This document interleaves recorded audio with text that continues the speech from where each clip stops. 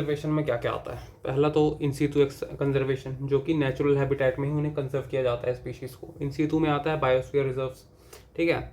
अब biosphere reserve एक ऐसा चीज़ है जिसके अंदर वाइल्ड लाइफ सेंचुरीज भी आती हैं और नेशनल पार्क्स भी आते हैं, यानी एक बायोस्फीयर रिजर्व के अंदर बहुत सारे WLS और MPs हो सकते हैं, ठीक है। तो बायोस्फीयर रिजर्व में क्या क्या होता है?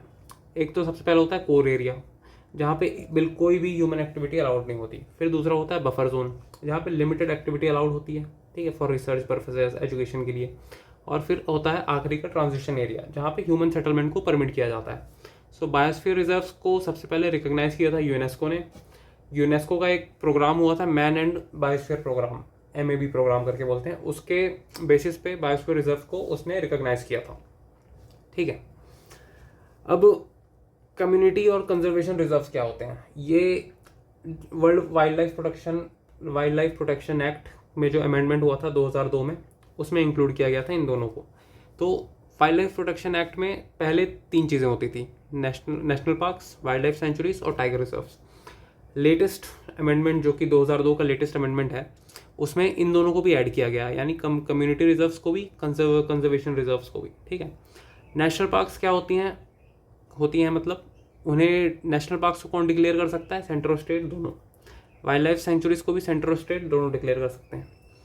टाइगर रिजर्व्स को भी सेंटर और स्टेट दोनों डिक्लेयर कर सकते हैं, और कंजर्वेशन रिजर्व्स को भी सेंटर और स्टेट दोनों डिक्लेयर कर सकते हैं। लेकिन जो कम्युनिटी रिजर्व है वो सिर्फ स्टेट डिक्लेयर कर सकता है, जो कि कम्युनिटी रिजर्व्स हैं। क्यों? कम्युनिटी रिजर्व्स क्या होते हैं? जो कि कम्युनिटीज आपस में कोलैबोरेट करके कंजर्वेशन रिजर्व बनाती हैं, वो होता है कम्युनिटी रिजर्व। इसलिए उन्हें सिर्फ स्टेट क्या बोलते हैं, डिक्लेयर कर सकता है। कंजर्वेशन रिजर्व क्या होती हैं? जो कि मैनेज तो गवर्नमेंट करती है, लेकिन उसमें थोड़ा सा इन्वॉल्वमेंट कम्युनिटीज़ का भी होता है, जो कि अपना क्या बोलते हैं, वो देना चाहती हैं, इनपुट देना चाहती हैं। इनपुट मतलब थोड़ी हेल्प प्रोवाइड करना चाहती हैं कंजर्वेशन में, ठीक है। फिर इन्वायरमेंट प्रोटेक्शन एक्ट 1986, इस एक्ट के थ्रू इकोलॉजिकली सेंसिटिव जोन्स को इंक्लूड किया गया था नेशनल पार्क्स में, वाइल्ड लाइफ सेंचुरीज में, ये सब चीज़ों में, ठीक है। इसको लाया गया था आफ्टर भोपाल इंसिडेंट। भोपाल में जो इंसिडेंट हुआ था यूनियन कार्बाइड वाला, जहाँ पे वो गैस लीक हो गई थी। ये क्या करता है, ESZ क्या करता है, बफर जोन की तरह एक्ट करता है, जो कि शॉक एब्जॉर्बर होता है बेसिकली, ठीक है। तो क्या होता है, ये हो गया नेशनल पार्क हो गया, ये हो गया हमारा इकोलॉजिकली सेंसिटिव जोन। ये मिनिमम 1 किलोमीटर का हो सकता है, और 1 किलोमीटर से लेकर 10 किलोमीटर तक का इसका एरिया आप लेके चल सकते हो, इकोलॉजिकली सेंसिटिव जोन का। इसमें 3 चीज़ें होती हैं, एक प्रोहिबिटेड चीज़ें हैं, एक रेगुलेटेड चीज़ें हैं, और एक परमिटेड चीज़ें हैं ESZ के अंदर। प्रोहिबिटेड क्या क्या है? इंडस्ट्रियल एक्टिविटीज़, यहाँ पे बिल्कुल भी इंडस्ट्रियल एक्टिविटी नहीं हो सकती। रेगुलेटेड क्या क्या है? जैसे ट्री फेलिंग हो गया, एग्रीकल्चर वाटर यूज़ हो गया, होटल्स खोलना हो गया। ट्री फेलिंग मतलब लकड़ियाँ उठाने लोग चले गए, ठीक है। एग्रीकल्चर वाटर यहाँ से लेने चले गए, कोई होटल खोल लिया टूरिज्म के लिए, तो ये सब ये रेगुलेटेड है, यानी गवर्नमेंट के थ्रू गवर्नमेंट इसे परमिट करती है। परमिटेड यानी लोकल एग्रीकल्चर, यहाँ पे आप लोकल एग्रीकल्चर कर सकते हो। रेन वाटर हार्वेस्टिंग, यहाँ पे पानी कंजर्व कर सकते हो। रिन्यूएबल एनर्जी एक्सेट्रा, यहाँ पे आपने वो लगा दिया, सोलर प्लांट जो भी लगा दिया। तो ये सब चीज़ें होती हैं prohibited, regulated, permitted. Prohibited industrial activities बिल्कुल ही प्रोहिबिटेड है। Regulated tree felling, agriculture water use और होटल्स, ये रेगुलेटेड है। और permitted local agriculture, rain water harvesting, renewable energy, ठीक है। ESG से रिलेटेड 2 कमेटीज़ हैं। एक माधव गडगिल कमेटी, इसने प्रपोज किया था वेस्टर्न घाट्स के लिए कि 64% एरिया आप ESZ को घोषित करना चाहिए। काफ़ी स्ट्रिंजेंट वो था, ये क्या बोलते हैं, प्रपोजल था। लेकिन इनके बाद आए हमारे क्रांतिकारी भाई साहब कस्तूरी रंगा कमेटी, इन्होंने बोला कि 64% नहीं, आप 37% रखो इकोलॉजिकली सेंसिटिव जोन, ठीक है। काफ़ी सारी चीज़ें होती हैं, इसलिए 37% कर दिया। अब 3 चीज़ें होती हैं, वाइल्ड लाइफ, नेशनल पार्क और रिजर्व वही biosphere reserve. Wild life sanctuaries क्या होती हैं? वो स्पेसिफिक स्पीशीज और हैबिटेट पे फोकस करती हैं, ठीक। नेशनल पार्क्स क्या करती हैं? वो पूरे के पूरे इकोसिस्टम को प्रोटेक्ट करती हैं। और रिजर्व्स क्या होती हैं? वो इंटीग्रेट करता है ह्यूमंस को कंजर्वेशन में, यानी कि रिजर्व्स के अंदर ह्यूमन सेटलमेंट भी होता है। फिर वाइल्ड लाइफ सेंचुरीज में मॉडरेट रेस्ट्रिक्शंस होती हैं, नेशनल पार्क्स में काफ़ी हाईएस्ट रेस्ट्रिक्शन होती हैं, और रिजर्व्स में फ्लेक्सिबल होता है, आगे पीछे। वाइल्ड लाइफ सेंचुरीज की बाउंड्री फ्लेक्सिबल होती है, यानी उन्हें ऑल्टर किया जा सकता है। नेशनल पार्क्स की बाउंड्री बिल्कुल भी फ्लेक्सिबल नहीं होती, ठीक है। और रिजर्व्स की बाउंड्री भी स्ट्रिक्ट बाउंड्री होती है। तो फ्लेक्सिबल बाउंड्री सिर्फ वाइल्ड लाइफ सेंचुरी की है। वाइल्ड लाइफ सेंचुरी को नेशनल पार्क में अपग्रेड किया जा सकता है, लेकिन नेशनल पार्क को वाइल्ड लाइफ सेंचुरी में डाउनग्रेड नहीं किया जा सकता, ठीक है। और रिजर्व जो होते हैं वो कंटेन करते हैं मल्टीपल नेशनल पार्क्स और वाइल्ड लाइफ सेंचुरीज अपने अंदर में। अब एक्स सिटू कंजर्वेशन क्या होता है, उन्हें रिलोकेट कर देना, यानी कि जू, ठीक है। नेशनल बायोडाइवर्सिटी अथॉरिटी NBA 2003 में बनी थी, जो कि चेन्नई में सिचुएटेड है। ये क्या करती है, ये रेगुलेट करती है access to India's biological resources. ज़्यादा समझने की ज़रूरत नहीं है। फिर कार्टेगना प्रोटोकॉल 2000 में आया था, 2003 में ये फोर्स में आया था, मतलब चालू हो गया था 2003 में। कार्टेगना प्रोटोकॉल कहाँ हुआ था, मॉन्ट्रियल में, कनाडा में, ठीक है। ये क्या करता है, focuses on safe handling and transport and use of living modified organism resulting from modern biotech, यानी जो जेनेटिकली मॉडिफाइड जो स्पीशीज़ हैं उसके हैंडलिंग, ट्रांसपोर्ट और सेफ ट्रैवल के लिए बनाया गया है। नागोया प्रोटोकॉल 2010 का है। ये कहाँ हुआ था, नागोया जापान में हुआ था। ये कहाँ फोकस करता है, access to genetic resources and fair sharing of benefits arising from them, ठीक। सेंट्रल जू अथॉरिटी, इसका चेयरमैन कौन होता है, environment minister. Protection and conservation, इसके तहत 3 चीज़ें आती हैं, WPA, इन सितु और एक्स सितु। लगभग तीनों हमने डिस्कस करी ली। WPA के अंडर होता है एक WCCB, यानी wild life crime control bureau. ये इसके WPA के तहत एक्ट करता है। ये WPA को अभी तक 8 बार अमेंड किया जा चुका है। सबसे रिसेंट क्या है, 2022 वाला, पहले 2002 का बोल दिया था मैं, सॉरी, 2022 का सबसे रिसेंट अमेंडमेंट है, ठीक है। इन सितु में क्या क्या चीज़ें आती हैं, नेशनल पार्क हो गई, वाइल्ड लाइफ सेंचुरी हो गई, कम्युनिटी रिजर्व हो गई, कंजर्वेशन रिजर्व हो गई, ठीक है। अब ये हो गया हमारा टाइगर रिजर्व। टाइगर रिजर्व के बीच में होता है क्रिटिकल टाइगर हैबिटेट। अब critical tiger habitat critical wild life habitat से डिफरेंट कैसे है। क्रिटिकल टाइगर हैबिटेट जो है ये किसके तहत बनाया गया था, वाइल्ड लाइफ प्रोटेक्शन एक्ट 1972 के तहत, ठीक है। क्रिटिकल वाइल्ड लाइफ हैबिटेट जो है ये किसके तहत बनाया गया था, फॉरेस्ट राइट्स एक्ट 2006 के तहत। ये रेस्ट्रिक्टेड एरिया होता है। वाइल्ड क्रिटिकल CTH में थोड़े से प्रोविजंस वो होते हैं, दिए गए हैं परमिशंस की, जाओ कुछ कर लो वहाँ पे, ठीक है। टाइगर रिजर्व को लीगल बैकिंग किसकी है, वाइल्ड लाइफ प्रोटेक्शन एक्ट की 1972 की, ठीक है। टाइगर रिजर्व को मैनेज कौन करता है, NTCA, national tiger reserve core area, ठीक है। इसे नेशनल पार्क का स्टेटस दिया गया है। NTCA को चेयर कौन करता है, एनवायरमेंट मिनिस्टर, ठीक है। अब नेशनल पार्क्स और वाइल्ड लाइफ सेंचुरी यहाँ पे आ रही है। इसका बाउंड्री ऑल्टरकेशन कैसे होता है, तो दो बॉडीज होती हैं, एक NWBL, एक SBWL। NBWL और SBWL। NBWL क्या है, national board for wild life. इसका चेयरपर्सन कौन होता है, PM होता है। ये स्टैंडिंग कमेटी के थ्रू ऑपरेट करती है, यानी कि जब भी कोई बाउंड्री को ऑल्टर करना होता है तो एक स्टैंडिंग कमेटी बनाई जाती है जो कि डिसीजन लेती है। SBWL क्या होता है, state board for wild life, वही।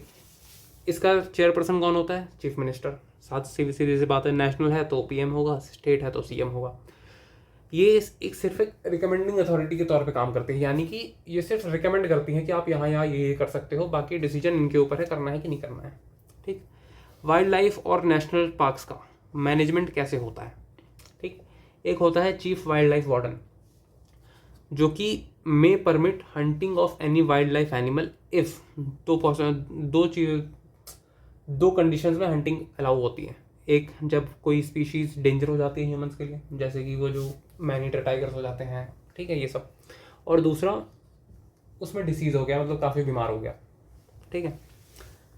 अब शेड्यूल्स अंडर WPA, तो हमारे 4 शेड्यूल्स हैं WPA के अंडर। पहले 6 थे, अब 4 हो गए हैं, जब जो कि रिसेंट अमेंडमेंट हुआ है ना 2022 में, उसमें रिड्यूस करके 4 कर दिए गए हैं। पहला शेड्यूल क्या है, हाईएस्ट प्रोटेक्शन। ये किसको प्रोवाइडेड है, टाइगर को, स्नो लेपर्ड को, राइनो को और एशियाटिक चीता को। 5 लोगों को प्रोवाइडेड है, tiger, snow leopard, rhino, Asiatic cheetah. 5 नहीं, सॉरी 4। शेड्यूल 2 में लेसर डिग्री आते हैं। लेसर डिग्री में कौन कौन आता है, असमीस मैकैक, हिमालयन ब्लैक बियर और इंडियन कोबरा, ठीक। शेड्यूल 3 प्लांट प्रोटेक्शन से रिलेटेड है, इसमें ज़्यादा पढ़ने की जरूरत नहीं है। Schedule 4 specimen protected under sites. Schedule 4 में साइट्स आता है, तो 4 शेड्यूल है। शेड्यूल 2 में हाईएस्ट प्रोटेक्शन जिनको प्रोवाइडेड है शेड्यूल 2 में, जो कि थोड़ा कम प्रोटेक्शन प्रोवाइडेड है मैकैक वकैक इंडियन कोबरा ये सब। Schedule 3 plant protection, schedule 4 sites, ठीक है। अब साइट्स क्या है, साइट्स को बनाया गया था वॉशिंगटन कन्वेंशन में, इसलिए इसे वॉशिंगटन कन्वेंशन भी कहा जाता है। Countries appoint authorities to regulate import export of specimen, CITES के थ्रू होती हैं, ठीक है। साइट्स में 3 अपेंडिक्स हैं। Appendix 1 threatened with extinction, appendix 2 not immediately endangered but required control in trade, ठीक। Appendix 3 species protected in at least 1 country, ये सब साइट्स के अंडर आते हैं। तो साइट्स क्या है, वॉशिंगटन कन्वेंशन, ठीक है, कंट्रीज अथॉरिटीज़ को अपॉइंट करती हैं, और 3 अपेंडिक्स हैं। अब थोड़े बॉडीज़ को पढ़ लेते हैं। एक ट्रैफिक करके बॉडी है, ये क्या है, जॉइंट मर्जर है वर्ल्ड वाइल्ड लाइफ फोरम का और IUCN का, sorry world wildlife forum नहीं, world wildlife fund for nature जो है WWF और IUCN का एक जॉइंट मर्जर है ट्रैफिक। ये क्या करता है, इन्वेस्टिगेट वाइल्ड लाइफ ट्रेड को इन्वेस्टिगेट करता है। ये एक NGO है जो कि 1976 में सेटअप किया गया था। माइक, ये क्या है, एलिफेंट कंजर्वेशन के लिए, एलिफेंट कंजर्वेशन का काम करता है। Measures trends and causes of elephant mortality, ये माइक का काम है। CMS, ये क्या है, बॉन कन्वेंशन के तहत बनाया गया था इसे 1979 में जर्मनी में। CMS एक रिपोर्ट जारी करता है जिसे कहते हैं state of world migratory species report. ये रिपोर्ट एग्जिस्टेंस में कब आई थी, CMS के COP 14 में, ठीक है। अब CMS क्या करता है, कंजर्वेशन ऑफ माइग्रेटरी स्पीशीज, ठीक है, conservation of terrestrial, aquatic and avian migratory species, तीनों टाइप के माइग्रेटरी स्पीशीज का कंजर्वेशन का काम करता है ये। इसमें भी 2 अपेंडिक्स हैं। Migratory species threatened with extinction पहला, दूसरा migratory species benefiting from international cooperation, ठीक है। ये थोड़ा डिफरेंट वाला है। पहला अपेंडिक्स है थ्रेटेंड विथ एक्सटिंक्शन, दूसरा अपेंडिक्स है जो कि जिसे बेनिफिट हो रहा है कोऑपरेशन के कारण, ठीक है। अब क्या है, बर्ड लाइफ इंटरनेशनल, ये क्या है, वर्ल्ड की लार्जेस्ट नेचर कंजर्वेशन पार्टनरशिप है for birds and their habitat, ठीक। Official red list authority of IUCN, यानी बर्ड्स की जो रेड लिस्ट है वो ये बर्ड लाइफ इंटरनेशनल, ठीक है। तो IUCN की तरफ से जो कि बर्ड्स का रेड लिस्ट जारी करता है वो ये है, बर्ड लाइफ इंटरनेशनल, ठीक है।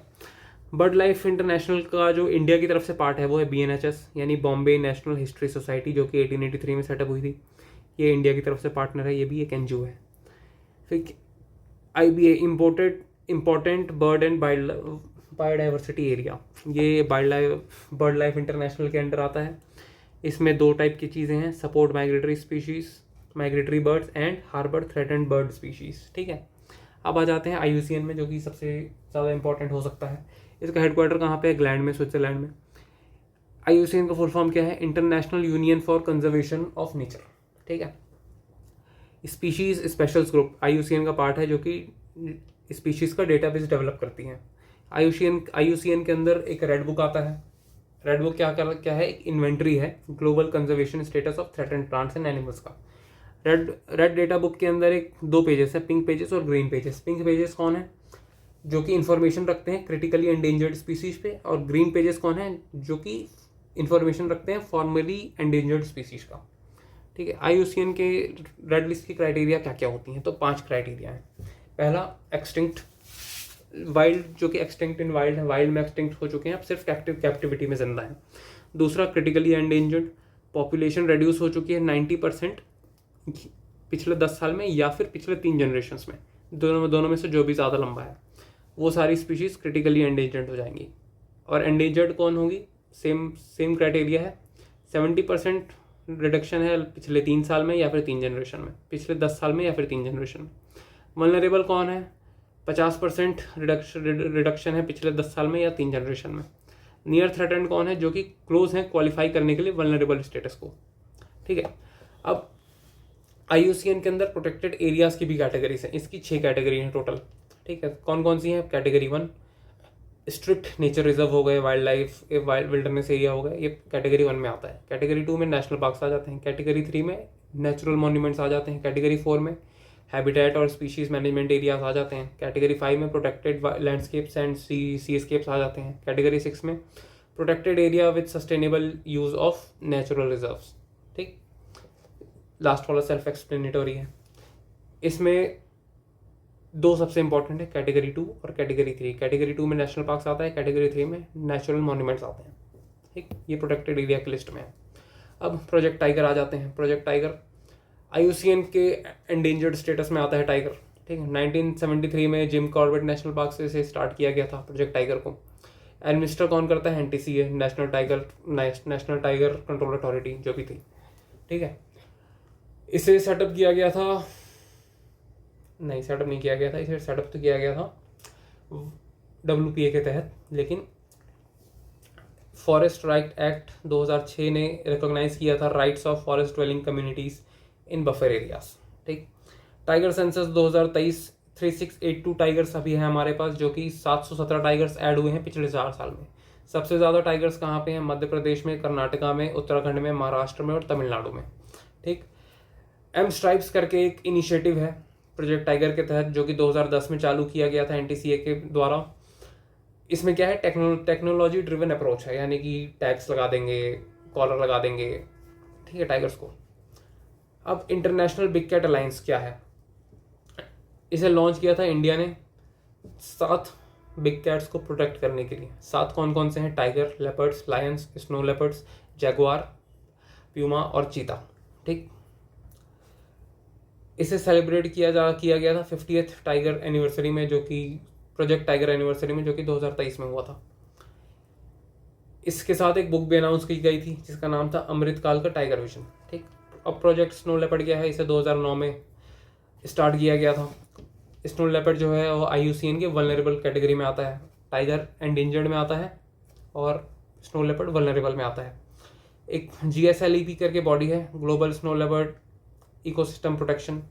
इसका एक वो है सिक्योर 20/2020, यानी कि 20 लैंडस्केप सिक्योर करने हैं 2020 तक कर लिए होंगे शायद, जहाँ पे स्नो लेपर्ड्स रहेंगे। इंडिया की तरफ से आइडेंटिफाइड लैंडस्केप कौन कौन से हैं? हेमिस स्पीति नेशनल पार्क, नंदा देवी, गंगोत्री, कंचनजंगा और तुआंग। ठीक, अब प्रोजेक्ट चीता क्या है? प्रोजेक्ट चीता IUCN के वल्नरेबल कैटेगरी में आता है, लेकिन इसमें थोड़ा कैच है। वल्नरेबल कैटेगरी में आता है अफ्रीकन चीता। एशियाटिक चीता जो है वो क्रिटिकली एंडेंजर्ड कैटेगरी में आता है, क्योंकि ये इंडिया में एक्सटिंक्ट हो चुका है। 1952 में आखिरी बार छत्तीसगढ़ में मारा गया था, एक महाराजा मार दिया था यहाँ का। और अभी जो एशियाटिक चीता हैं वो सिर्फ ईरान में पाए जाते हैं, वहाँ पे भी मुश्किल से 60 से लेकर 80 हैं। एशियाटिक चीता और अफ्रीकन चीता में डिफरेंस क्या है? एशियाटिक चीता की रेड आइज होती हैं, अफ्रीकन की नॉर्मल आइज होती हैं। प्रोजेक्ट चीता के तहत जो इंडिया में वो लाया गया था, अभी जो चीता लाए गए हैं, पहला कूनो में लाया था, पहला कूनो में आया था, कहाँ से आया था? नमीबिया से। दूसरे बार जो बैच लाया गया था वो साउथ अफ्रीका से लाया गया था। तीसरी बार जो लाया गया था वो बोत्सवाना से लाया गया था। ठीक है, सारा हो गया इसका। ठीक है, अब प्रोजेक्ट लायन क्या है? एशियाटिक लायन के ऊपर है। लायन जो है वो IUCN के लिस्ट में वल्नरेबल कैटेगरी में आता है। तो चीता जो है वल्नरेबल में आता है, अफ्रीकन चीता। लायन भी वल्नरेबल में आता है, स्नो लेपर्ड भी वल्नरेबल में आता है, और टाइगर जो है वो एंडेंजर्ड में आता है। ठीक, प्रोजेक्ट एलिफेंट 1992 में लाया गया था, सेंट्रली स्पॉन्सर्ड स्कीम है ये। एक इसका वो है रिहैब करके प्रोग्राम है प्रोजेक्ट टाइगर एलिफेंट के अंदर। इसमें क्या करते हैं कि ह्यूमन हैबिटेट के अराउंड एक बॉक्स टाइप का, मतलब बॉक्स टाइप की चीज़ें लगा देते हैं, जिससे कि एलिफेंट्स के अंदर आने को प्रिवेंट कर सकें, एलिफेंट्स को ह्यूमन हैबिटेट में आने से प्रिवेंट कर सकें बॉक्स का यूज़ करके। अब कंजर्वेशन ऑफ राइनोस। अब राइनोस का क्या है भाई? इतने सारे टाइप के राइनो हैं। वाइट राइनो है जो कि अफ्रीका में पाया जाता है, जावन राइनो है जो कि जावा और वियतनाम में पाया जाता है, सुमात्रन राइनो है जो कि सिर्फ सुमात्रा में पाया जाता है और सिर्फ 30 से 80 बचे हैं। अब वन हॉर्न राइनो जो है वो सिर्फ इंडिया में पाया जाता है और सबसे बड़ी साइज है इसकी। इसका IUCN वो कैटेगरी एक बार चेक कर लेना क्या था, मेरे ख्याल से एंडेंजर्ड ही होगा क्योंकि काफ़ी कम है। ठीक है, काजीरंगा में पाए जाते हैं, मानस नेशनल पार्क में पाए जाते हैं और पोबीतोरा वाइल्ड लाइफ सेंचुरी में पाया जाता है। इंडियन राइनो विजन 2019 में लागू किया गया था। इसका क्या था कि 3000 वन हॉर्न राइनोस की पॉपुलेशन 3000 तक बढ़ानी है 2020 तक अक्रॉस 7 प्रोटेक्टेड एरियाज असम में। ठीक, सक्सेसफुल था ये 2020 था कि 26 था, मुझे कंफर्म नहीं है, पर कंफर्म कर लेना। तो इतना ही था वाइल्ड लाइफ कंजर्वेशन के अंडर, बाकी दूसरे में